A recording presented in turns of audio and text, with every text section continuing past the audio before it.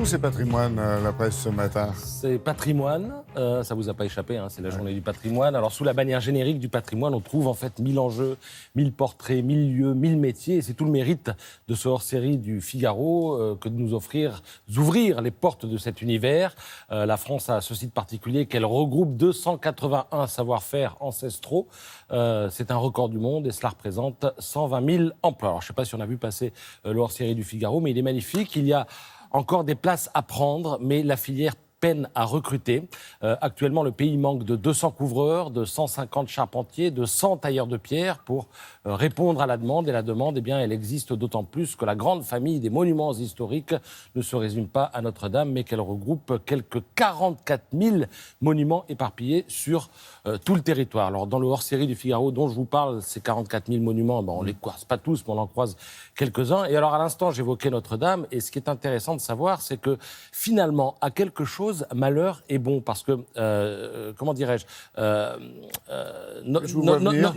Notre-Dame a brûlé, mais du coup, ça a intéressé les gens au métier dont je vous parle, le patrimoine, les couvreurs, etc., etc. Alors là, par exemple, je voulais vous présenter certains de ces métiers en question. Vous avez par exemple, comment s'appelle-t-elle, Alix Lavaux. Alors elle est restauratrice d'œuvres d'art, le nez collé sur les fresques du XVIIe siècle. Eh bien, que fait-elle? Avec un bâtonnet de coton, elle dissout en quelque sorte la peinture pour dénuder un sein. Alors, il y a une explication très simple à ça, c'est que les corps des personnages de la fin du XVIIe, ils étaient nus.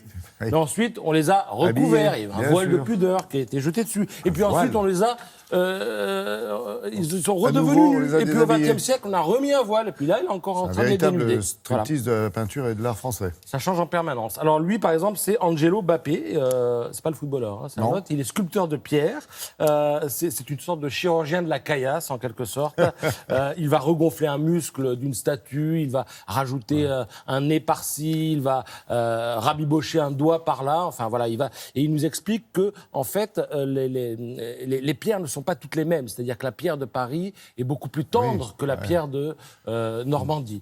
Et puis que les pierres, si elles s'effritent, c'est tout simplement à cause de l'eau qui s'infiltre à l'intérieur à chaque fois qu'il pleut un petit peu. Alors tous ces métiers sont à découvrir évidemment dans ce hors-série. Il y a Audrey qui est doreuse ornementaliste, il y a Pauline qui est tailleuse de pierre, il y a Adrien qui est ferronnier. Et donc ces métiers sont à découvrir et vous n'échapperez pas non plus dans ce hors-série à Stéphane Bern, parce que parler de patrimoine sans que Stéphane Bern soit dans le paysage, c'est pas possible. Et alors, bon, je reviendrai tout à l'heure, mais je vous montrerai ce que sont les 10 coups de cœur, enfin quelques-uns des 10 coups de cœur de Stéphane Bern, qui nous montrent son patrimoine à lui. Alors, pas à lui perso, mais là où il a eu des coups de cœur.